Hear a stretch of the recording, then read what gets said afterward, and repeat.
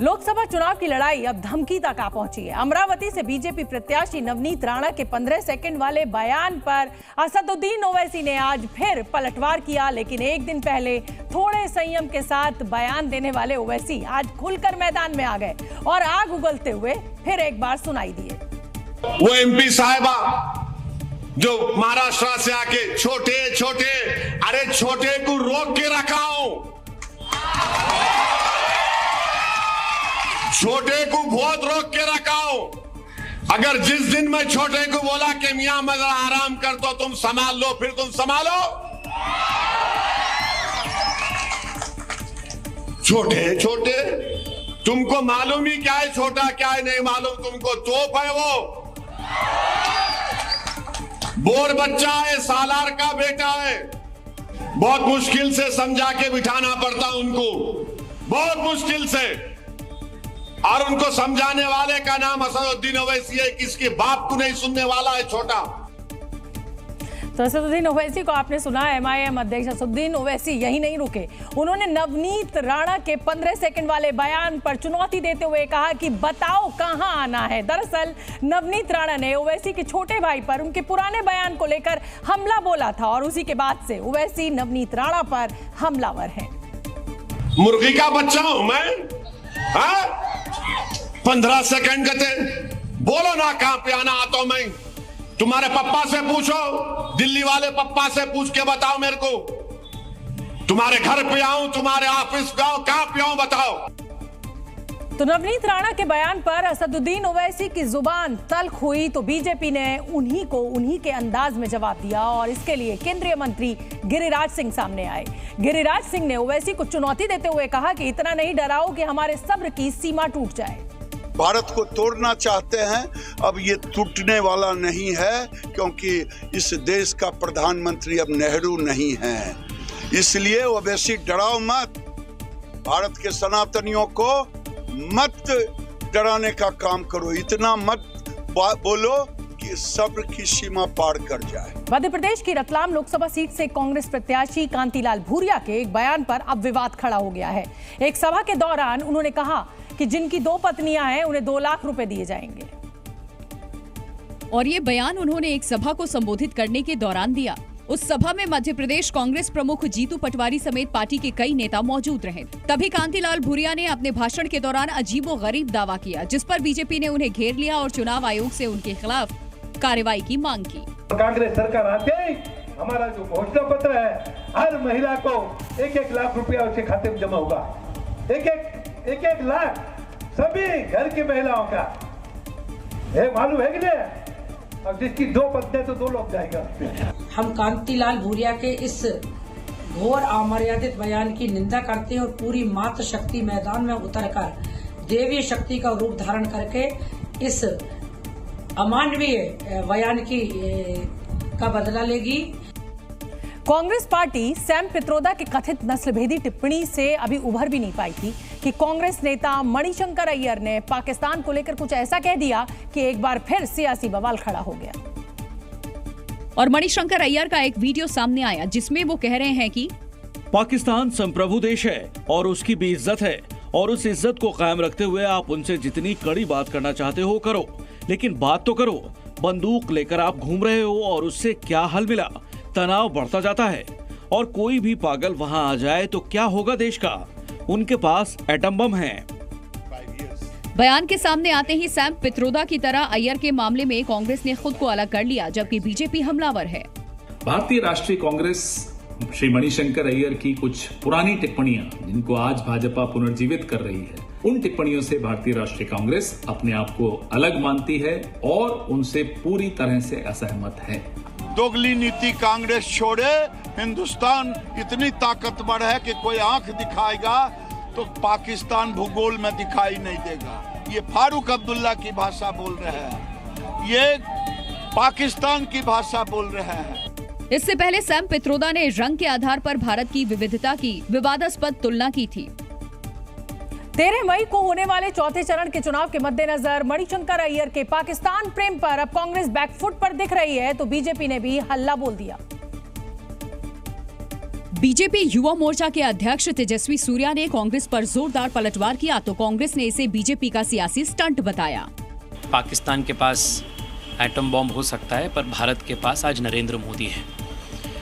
Congress party Bharat में रहने वाले अपने वोट बैंक के जो वोटर्स हैं उनको मैसेज देने के लिए इस प्रकार के बयान मणिशंकर अय्यर जी और सैम पिट्रोडा जी के मुंह से ये बार बार देते रहते हैं।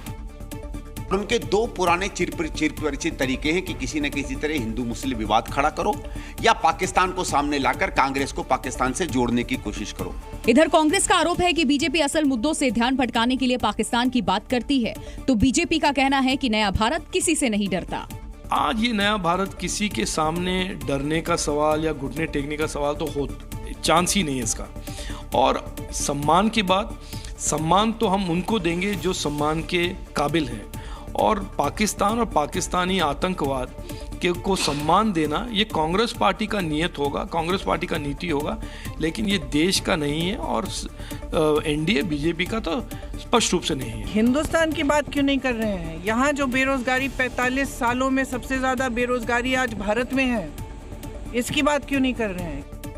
लोकसभा चुनाव के 3 चरण पूरे हो चुके हैं। चौथे चरण के लिए 13 मई को वोट डाले जाने हैं। ऐसे में सियासी दलों ने प्रचार में पूरा दम लगा रखा है। कन्नौज में राहुल गांधी और अखिलेश यादव ने संयुक्त जनसभा की और राहुल गांधी ने संविधान के मुद्दे पर भारतीय जनता पार्टी को घेरा। उन्होंने आरोप लगाया कि अगर बीजेपी की सरकार बनी तो वो संविधान रद्द कर देंगे।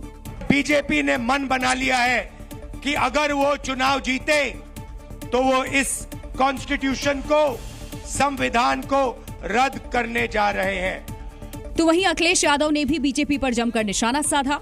जो अपने आप को डबल इंजन की सरकार कहते थे, उनका एक इंजन गायब है और जिस इंजन के लिए वोट मांगने आ रहे हैं वो खटारा इंजन तो कहीं होर्डिंग पे दिखाई नहीं दे रहा है। कन्नौज से अखिलेश यादव खुद प्रत्याशी हैं और वहां पर 13 मई को मतदान होना है। इधर कन्नौज में इंडिया गठबंधन की रैली पर बीजेपी ने जमकर निशाना साधा।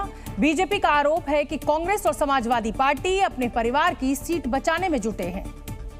और यह जो भाषण दे रहे हैं ना रोज, ये लोकतंत्र की मजबूती और संविधान की ताकत के आधार पर दे रहे हैं। ये दुष्प्रचार करना बंद करें।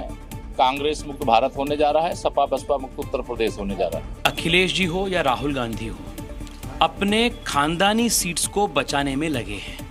उनको देश के युवाओं के भविष्य के बारे में, देश के आम युवाओं के फ्यूचर के बारे में कुछ चिंता नहीं है। देश में लोकसभा चुनाव के बीच आरक्षण का मुद्दा गरमाया हुआ है। एलजेपी-आर के अध्यक्ष चिराग पासवान ने आरक्षण को लेकर आरजेडी पर अब जमकर हमला बोला है। चिराग पासवान कह रहे हैं कि आरजेडी के नेता आरक्षण पर पिछड़ों को भड़का रहे हैं, जबकि उन्होंने खुद आरक्षण के लिए कभी कुछ नहीं किया। वहीं प्रधानमंत्री नरेंद्र मोदी ने आरक्षण को और मजबूत किया है। चिराग पासवान ने आरजेडी पर वार किया तो तेजस्वी यादव ने भी पलटवार किया और कहा कि आरक्षण के बारे में चिराग पासवान को पूरी जानकारी नहीं है। चिराग को आरएसएस के इतिहास के बारे में भी कुछ पता नहीं है। तेजस्वी यादव ने कहा कि आरएसएस के बारे में जानने के लिए चिराग को अपने पिता रामविलास पासवान के भाषणों को सुनना चाहिए। पिछड़ा वर्ग है, अनुसूचित जाति जनजाति, तमाम इन लोगों को जो लोग भड़काने का काम कर रहे हैं, और ये लोग अपना बताए ना जिनके साथ गठबंधन में है, जो पिछड़ा वर्ग का आरक्षण निकालकर धर्म के आधार पर ये लोग बांटने का काम कर रहे हैं। आरक्षण के बारे में चिराग पासवान जी को थोड़ी सी भी जानकारी नहीं है और ना ही आरएसएस के बारे में उनको इतिहास की जानकारी है।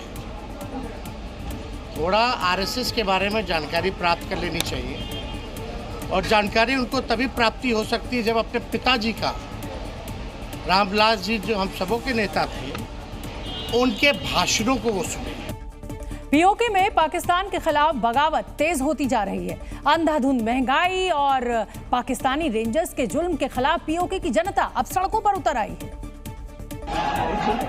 और पीओके में पाकिस्तानी आर्मी की फ्रंटियर कॉर्प्स और रेंजर सेना की लामबंदी के खिलाफ बड़े पैमाने पर विरोध प्रदर्शन शुरू हो गए। तस्वीरें मुजफ्फराबाद के ददियाल इलाके की है, जहां बड़ी संख्या में लोगों ने लामबंद होकर के पाकिस्तान सरकार के खिलाफ प्रदर्शन किया। भीषण गर्मी के बीच प्रदर्शनकारियों का कारवां आगे बढ़ता गया, लेकिन जब पाकिस्तानी रेंजर्स ने भीड़ को रोकने की कोशिश की तो उनके सब्र का बांध टूट गया और एक जवान को भीड़ ने पकड़कर पीट दिया। गुस्साई भीड़ को रोकने की कोशिश कर रहे पाकिस्तानी रेंजर्स की गाड़ी पर भी लोगों का गुस्सा फूट पड़ा और लोगों ने पाकिस्तान पुलिस की गाड़ी को उलट दिया। इस प्रोटेस्ट में पीओके के छात्र भी उतर आए, जिन्हें रोकने के लिए पाकिस्तानी रेंजर्स ने बल प्रयोग किया, जिसमें कई छात्राओं की आंखों में काफी परेशानी हुई, जिन्हें अस्पताल में भर्ती कराया गया। दरअसल 11 मई को अवामी एक्शन कमेटी पीओके में बड़े पैमाने पर प्रदर्शन का ऐलान किया है, जिसे कुचलने के लिए पाकिस्तान सरकार हर संभव कोशिश कर रही है। पीओके में पिछले साल अक्टूबर से पाकिस्तान सरकार के खिलाफ लगातार प्रदर्शन चल रहा है। जैश कमांडर की धमकी के बावजूद लोग डरे नहीं और अपने हक के लिए आवाज उठाई। अंदरूनी लड़ाई से जूझ रहे पाकिस्तान के हाथ से पीओके छूटने लगा है। अवामी एक्शन कमेटी अलग अलग हिस्सों में लगातार प्रदर्शन कर रहा है, जिसे कारोबारी, वकीलों और पीओके के तमाम राजनीतिक दलों का साथ मिल रहा है। और पीओके की जनता बिजली की बढ़ी कीमतें, गेहूं पर सब्सिडी, बुनियादी चीजों की कम आपूर्ति, प्राकृतिक संसाधनों पर अधिकार, पाकिस्तानी सेना के पीओके की जमीन पर अवैध कब्जे जैसे तमाम मुद्दों के खिलाफ पीओके की जनता लगातार आवाज उठा रही है। प्रोटेस्ट इसलिए हो रहे हैं क्योंकि वहाँ पे रोजमर्रा की जो चीजें हैं वो काफी महंगी हो गई हैं और कुछ पॉलिटिकल रीजंस भी लगते हैं, क्योंकि काफी इंफॉर्मेशन ब्लैकआउट रहता है ऐसे मसलों को लेके पाकिस्तानी सरकार द्वारा, तो इंफॉर्मेशन आना थोड़ा मुश्किल हो जाता है। आंदोलन को दबाने के लिए वहां की राज्य सरकार ने सीएएफ और पंजाब पुलिस की अतिरिक्त टुकड़ियों की मांग की है। इधर जम्मू कश्मीर से अनुच्छेद 370 हटाने के बाद अब पीओके को भारत में शामिल करने का मुद्दा तेजी से उठ रहा है। हालांकि सरकार का दावा है कि पीओके हमेशा से भारत का ही हिस्सा है।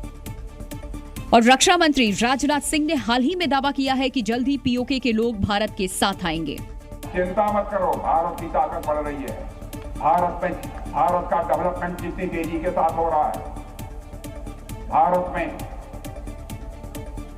भारत की प्रतिष्ठा अंतर्राष्ट्रीय जगत में जिस तरीके से बढ़ रही है, भारत की अर्थव्यवस्था जितनी तेजी से आगे बढ़ रही है, अब पीओके के हमारे भाई बहन स्वयं ही मांग करेंगे कि हम भारत के साथ रहना चाहते हैं। तो वहीं विदेश मंत्री एस जयशंकर ने भी कहा था कि पीओके भारत का हिस्सा बनकर रहेगा। POK has never been out of this country. It is part of this country. There is a resolution. I remind you, there is a resolution of the Indian Parliament that POK is very much a part of India. जब आप बच्चों के साथ बाजार जाते हैं तो अक्सर वो कार्टून कैरेक्टर्स की पैकेजिंग वाले जंक फूड को देखकर उसे खरीदने की जिद करने लगते हैं और अक्सर उनको रोता देखकर आप उनको वो पैकेट दिलवा भी देते हैं। लेकिन क्या आप जानते हैं बाहर से आकर्षक दिखने वाले ऐसे पैक्ड फूड बच्चों के लिए कितने खतरनाक होते हैं? ब्रिटेन में हुई एक रिसर्च के मुताबिक आकर्षक पैकेजिंग वाले 78% से ज्यादा प्रोडक्ट्स बच्चों की सेहत के लिए नुकसानदेह हैं। इन सभी प्रोडक्ट्स में फैट, नमक और चीनी की मात्रा तय सीमा से ज्यादा पाई गई है। ऐसे में अगर बच्चे इन फूड आइटम्स को खाते हैं तो वो मोटापे का शिकार हो सकते हैं। इस लिस्ट में कई बड़ी कंपनियों के प्रोडक्ट्स भी शामिल हैं। ज्यादातर कंपनियां बच्चों को आकर्षित करने के लिए अपने फूड आइटम्स की पैकेजिंग में कार्टून कैरेक्टर्स का इस्तेमाल करती हैं और कार्टून कैरेक्टर्स वाले फूड पैकेट्स को देखकर बच्चे उन्हें खरीदने की जिद करने लग जाते हैं।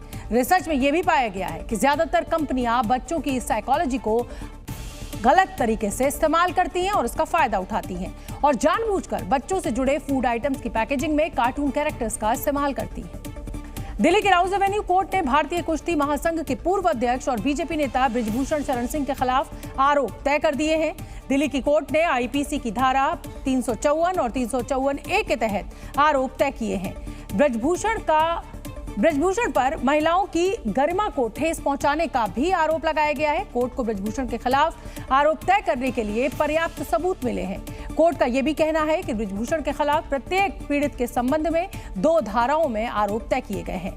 पुलिस ने इस मामले में WFI के निलंबित सहायक सचिव विनोद तोमर पर भी आरोप लगाया था। पिछले साल 18 जनवरी को बजरंग पुनिया, साक्षी मलिक, विनेश फोगाट समेत 30 से ज्यादा पहलवानों ने बृजभूषण शरण सिंह पर यौन शोषण के आरोप लगाते हुए दिल्ली के जंतर मंतर पर प्रदर्शन किया था। Finally, learned ACMM, Rouse Avenue Court has given the verdict on the point of framing charge. Accused Sri Brijbhushan Saran Singh had been charged, ordered to be charged for offences of 354A, 506, Part 1 IPC, whereas co-accused Vinod Tomarji had been ordered to be charged for offences of 506 Part 1. America के साथ बरसों पुरानी दोस्ती को हाशिए पर रखते हुए इजरायल ने एक बार फिर ऐलान कर दिया कि वो रफा पर हमले नहीं रोकेगा। इजरायली प्रधानमंत्री बेंजामिन नेतन्याहू ने बाइडेन की हथियारों की सप्लाई रोकने की धमकी को भी नजरअंदाज कर दिया और एक प्राइवेट न्यूज चैनल से बातचीत में कहा कि इजरायल अंतर्राष्ट्रीय दबाव के आगे नहीं झुकेगा। इजरायल को अकेले लड़ना पड़ा तो अकेले ही लड़ेगा, जरूरत पड़ी तो इजरायली अपने नाखूनों से लड़ेंगे। यही नहीं, बेंजामिन नेतन्याहू ने अमेरिका को साफ शब्दों में बता दिया कि उन्हें जो करना है वो करके रहेंगे। इजरायली प्रधानमंत्री ने साफ कर दिया कि उनकी सेना राफा पर तब तक हमले करना बंद नहीं करेगी जब तक कि हमास का समूल नाश नहीं हो जाता। अक्षय तृतीया के पावन मौके पर आज से उत्तराखंड में 4 धाम की यात्रा शुरू हो गई है। सबसे पहले केदारनाथ धाम के कपाट खुले हैं और उसके बाद यमुनोत्री और गंगोत्री धाम के कपाट भी श्रद्धालुओं के लिए आज खोल दिए जाएंगे, जिसके बाद पहले ही दिन हजारों की तादाद में भक्तों ने दर्शन किए। सबसे पहले वैदिक मंत्रोच्चार के साथ सुबह 7 बजे केदारनाथ धाम के कपाट खुले।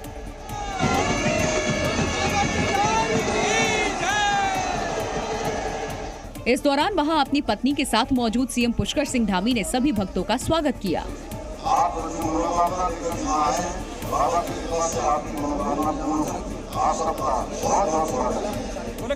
इस मौके पर वहां पारंपरिक नृत्य भी दिखाई पड़ा।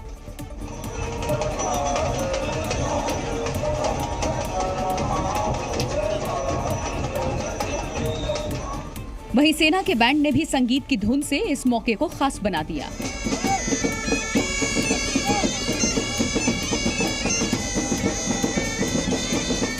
वहीं भोले के भक्त भी भक्ति में डूबे नजर आए।